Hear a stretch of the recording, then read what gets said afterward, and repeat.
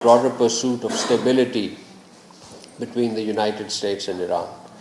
Throughout sustained interaction with both Washington and Tehran, Islamabad has sought to encourage dialogue, facilitate the exchange of messages, and helping create conditions and space for conducive and meaningful negotiations. The approach that Pakistan has undertaken underscores consistent commitment to regional stability and international peace, reflecting our preferences for principled, dialogue-oriented diplomacy for addressing complex geopolitical challenges and managing complicated disputes and conflicts.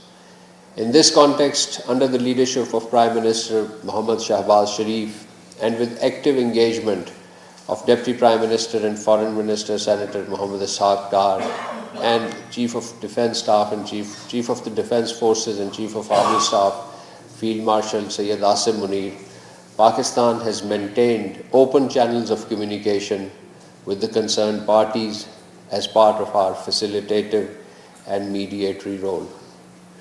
As part of these ongoing efforts, the Prime Minister is currently undertaking visits to key regional countries, while the Chief of Defence Forces and the Chief of Army Staff arrived in Tehran. These pursuits reflect our sustained efforts for peace and our commitment that these efforts are best advanced through dialogue and cooperation.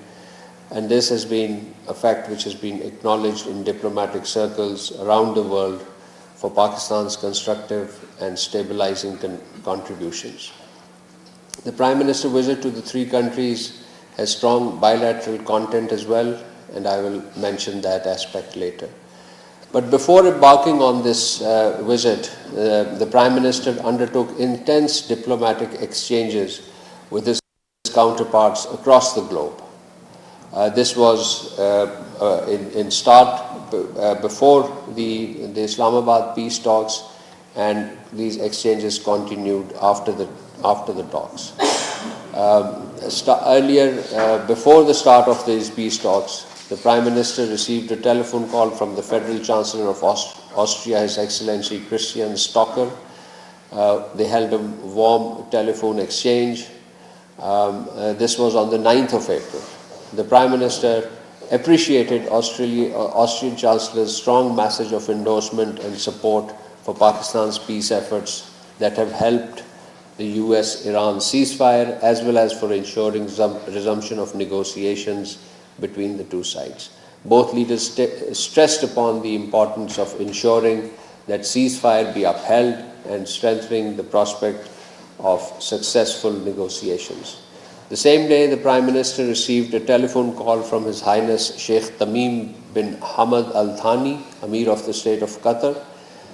His Highness congratulated the Prime Minister on successful diplomatic efforts that has led to the US-Iran ceasefire.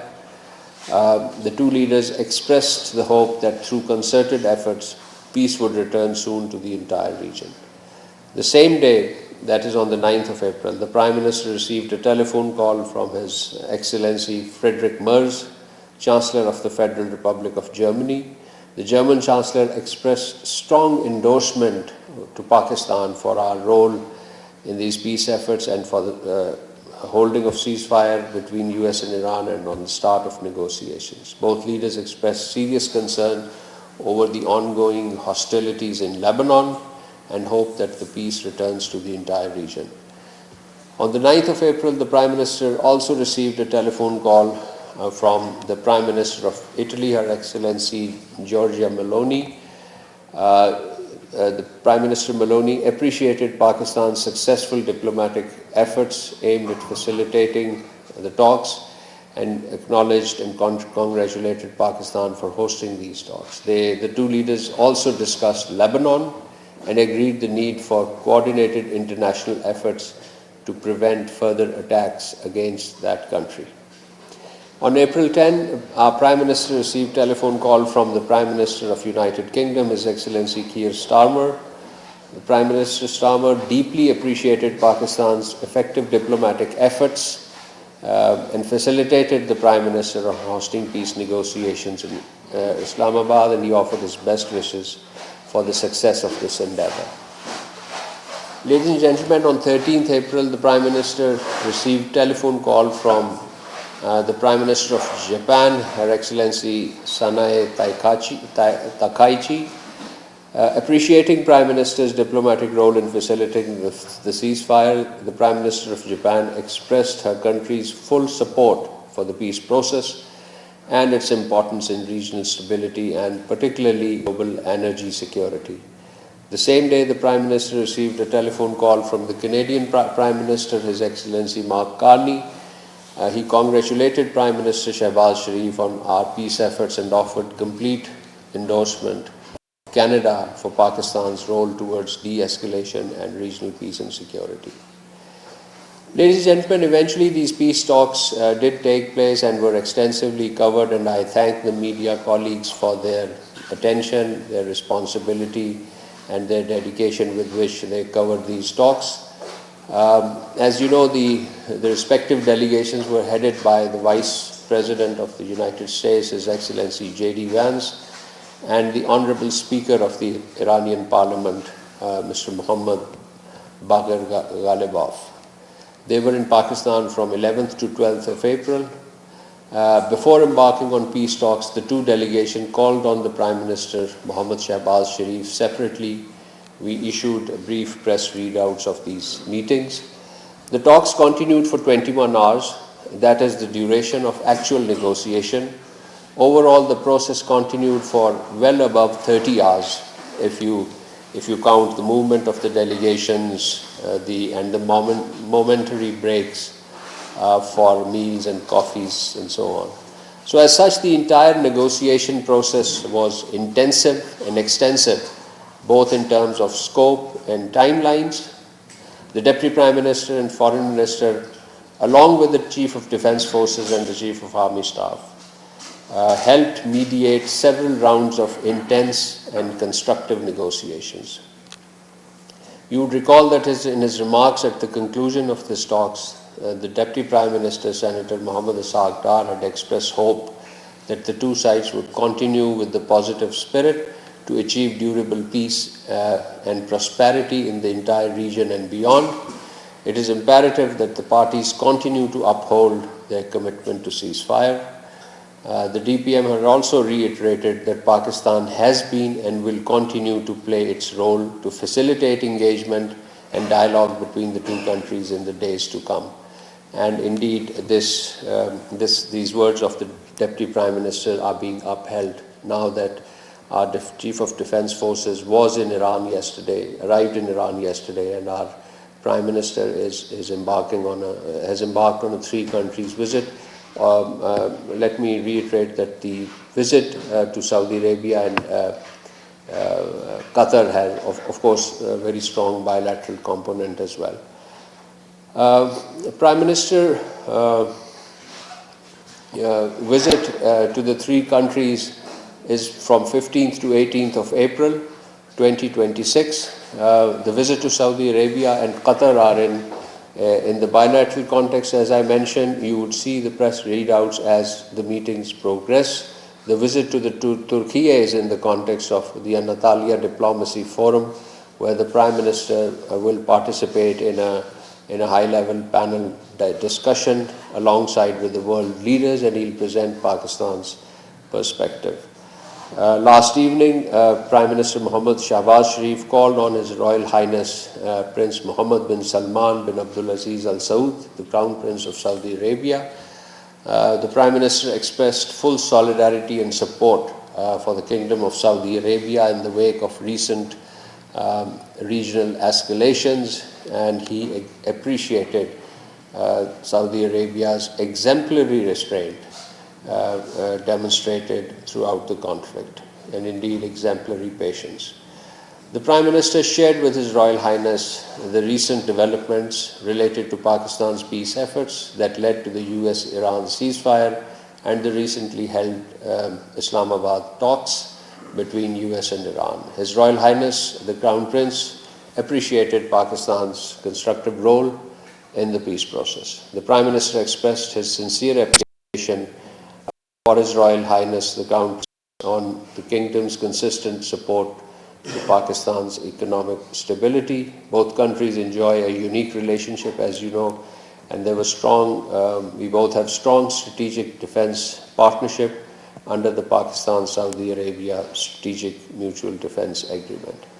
Apart from the Prime Minister's engagement, the Deputy Prime Minister also remained busy throughout the last 2 weeks, held numerous telephone conversations, numerous direct interactions with his counterparts. And let me just very briefly list some of the important telephone conversations of the past 2 weeks. Ladies and gentlemen, I'll just list them.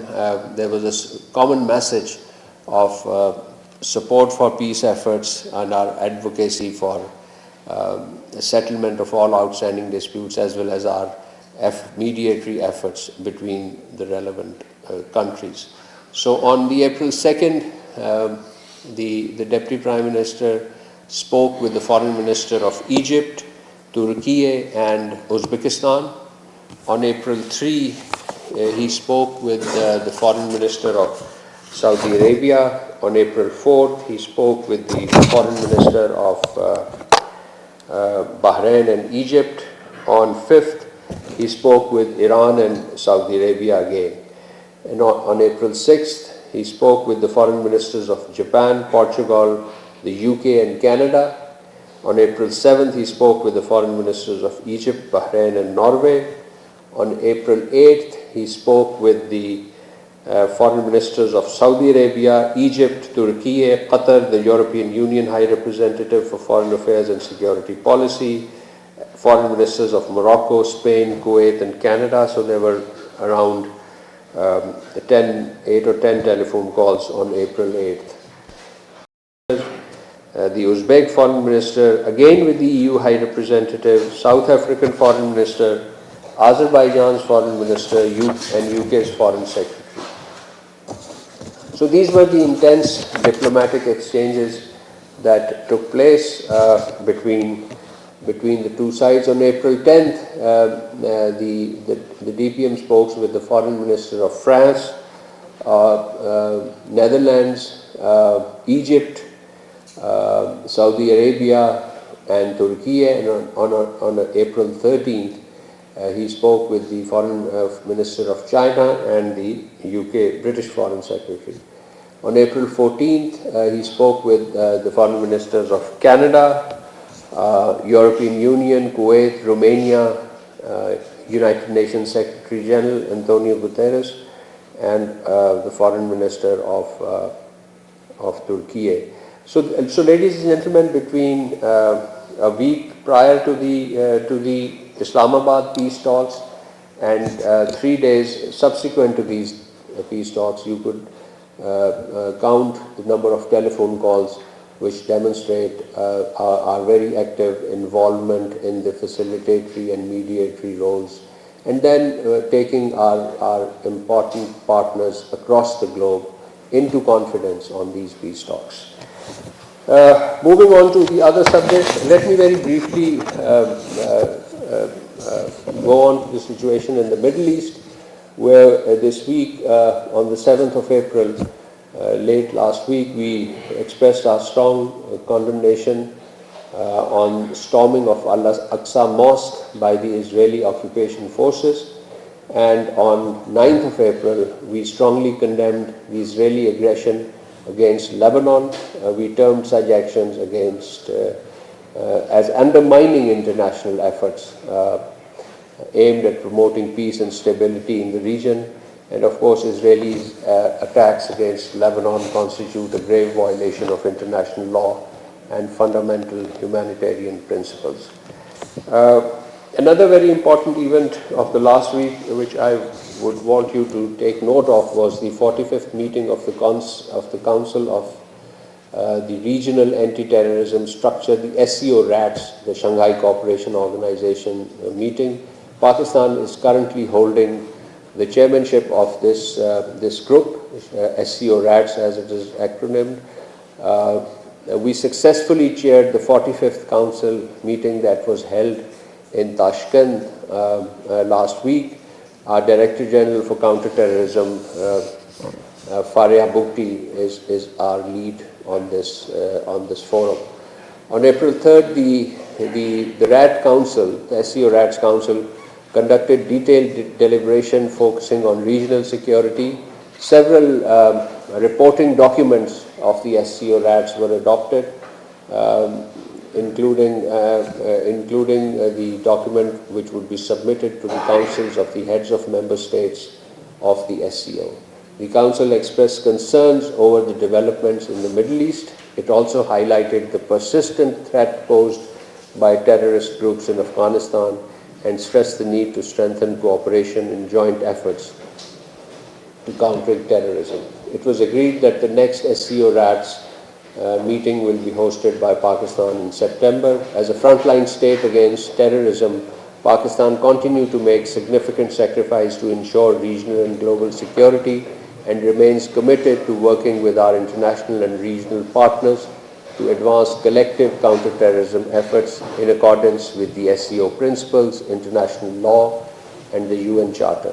And finally, ladies and gentlemen, we also held the senior official meetings of the four countries, Pakistan, Saudi Arabia, Turkey, and Egypt, that was held in Islamabad day before yesterday on 14th. The senior officials is a follow-up of you would recall, the consultative meeting held by our foreign ministers in Islamabad on the 29th of March. From Pakistan, I had the privilege of leading our delegation to these talks. We reviewed key areas of cooperation and prepared recommendation for the upcoming foreign affairs meeting that is to be held in Turkey on the 17th of April. The officials, my colleagues from Saudi Arabia, Turkey, and Egypt also jointly called on our Deputy Prime Minister, Senator Mohammed Asad Dar, and Foreign Secretary, Ambassador Amna Baloch. With this, I'll conclude my opening remarks and open the question for question answers. Ji, Mateen Saab. Thank you, Mr. Spokesperson. So, as you also said, Pakistan is still engaged in active diplomacy and in touch with both Washington and Islamabad. Yesterday, we have seen Pakistan's high-level delegation visiting Tehran, including Chief of the Defense Forces, and Interior Minister. So, if it is possible for you to share some details that what was the purpose of this visit? Did this delegation convey some American messages to the Iranian leadership, and how much hopeful you are that the next round of talks, which is anticipated to be hosted by Islamabad, would finally result in some sort of final agreement or document, and that could be called the peace accord. And in the last 24 hours, almost every global media reported that once there will be a final accord that will be touched and signed by the US President as well. So, and second thing which is related to India, a very notorious Indian officer, Colonel Prohit, has been promoted to the rank of brigadier. He is the same officer who was involved in some Jota Express terror attack. And his involvement was exposed and established by another officer, Mr. Karakare, who was later on shot at during Mumbai incident. I read your comments. Thank you so much. Let me first address the second half of your question on this promotion of this terrorist Indian Army officer. We have noted this news with grave concern that this accused, and in fact he had confessed at certain point, that the Indian Army Colonel Purohit has been promoted to the rank of brigadier. Pakistan unequivocally condemns this deeply troubling development. Such a decision risk sending a disquieting signal about accountability in Indian system while compounding the anguish of 68 innocent civilians who lost their lives in the Lahore-bound train on Indian soil almost 2 decades ago. So these victims and their families await justice for last two decades. Far from advancing the closure, I think the decision underscores a pattern that may be perceived as diminishing the imperative of justice. This promotion also raises serious questions about India's state-sponsored terrorism, tolerance towards acts of violence against Pakistan and against Muslims, and a partisan and an exclusionary mindset within India's governance and judicial framework. The victim families of Samjhauta Express deserve justice, a justice that is credible, transparent, and beyond reproach. Pakistan reiterates its call for a thorough and impartial judicial process to bring all perpetrators and facilitators of this heinous crime into account and into justice. The international community must also take note that that perception of impunity that we have been calling for, this has far-reaching implications, far-reaching consequences, potentially emboldening extremist elements within India and undermining efforts towards a durable peace and stability. Thank you. I'll come back to your next question. I believe there would be quite a few questions, so I'll let me take some other questions. Yes, madam.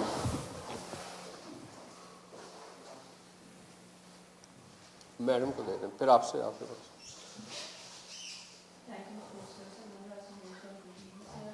We have seen some really disturbing reports related to an incident in which Tanveer Ahmed Choban, an 18-year-old youth from illegal Indian occupied Jammu and Kashmir, was brutally attacked in an act linked to cow vigilantism.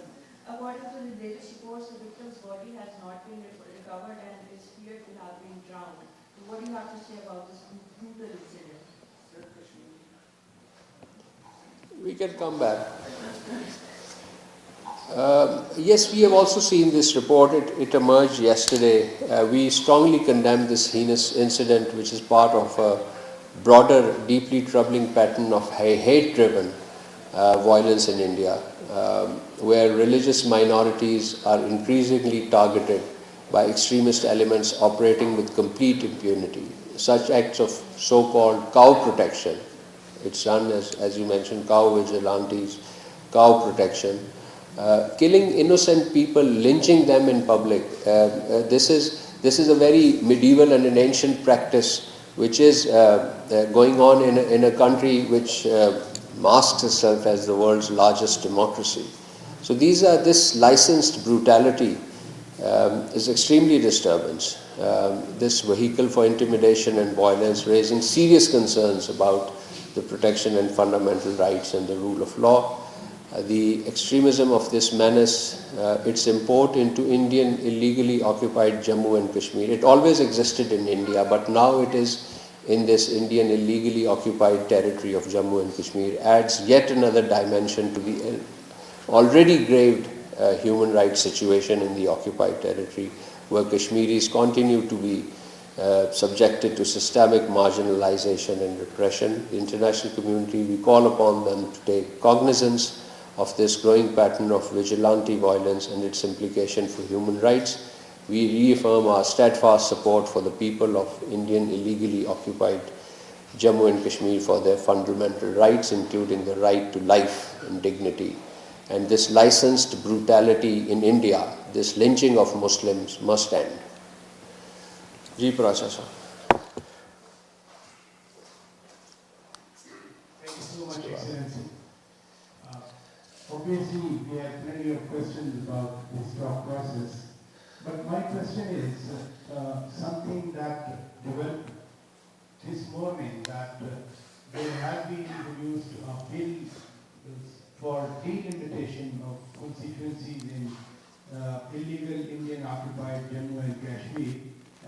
interestingly or amazingly, there are references about Azad Jammu and Kashmir in that bill.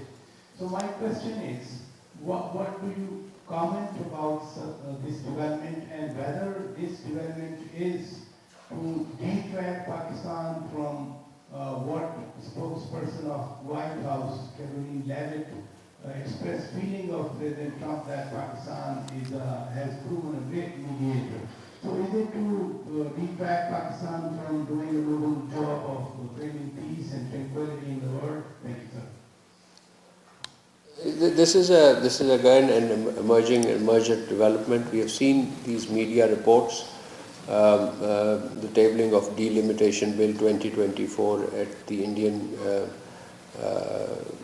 Parliament. We categorically reject India's so-called delimitation process in Indian illegally occupied Jammu and Kashmir, including any provisions related to Azad Jammu and Kashmir. The whole process is illegal, politically grandstanding, devoid of any legal value. It is undertaken in an internationally recognized disputed territory, so such exercises are nothing but an attempt to alter the demographic and political structure of the region and to further disenfranchise the Kashmiri people. India has no legal authority to redefine constituencies, redefine any part of the territory of the Indian illegally occupied Jammu and Kashmir, whose final disposition is to be determined in accordance with the relevant United Nations Security Council resolutions. The extension of this framework of this so-called bill in the Parliament with proposed legislative amendments seeking to apply Indian electoral and constitutional authority to Azad Jammu and Kashmir reflects India's persistent illusion and a state of denial. It underscores a deliberate effort to project a fictitious claim of sovereignty in complete disregard of international law and ground realities. Azad Jammu and Kashmir is a distinct governing territory within its own democratic institutions. India's repeated claim over it is baseless, legally untenable, and symptomatic of a distorted mindset that seeks to mask the reality of a long-standing dispute. Such assertions, of course, carry no legal consequence and only reinforces India's detachment from facts. These measures taken together apart from a broad pattern aimed at consolidating India's illegal occupation of the territory of Jammu and Kashmir while simultaneously advancing its untenable claim. We termed such actions as provocative, irresponsible, and clear violations of international law. No legislative or constitutional maneuver can alter the disputed status of Jammu and Kashmir or prejudice the inalienable right of the Kashmiri people to self-determination. We will continue to support the Kashmiri struggle for self-determination, and the international community must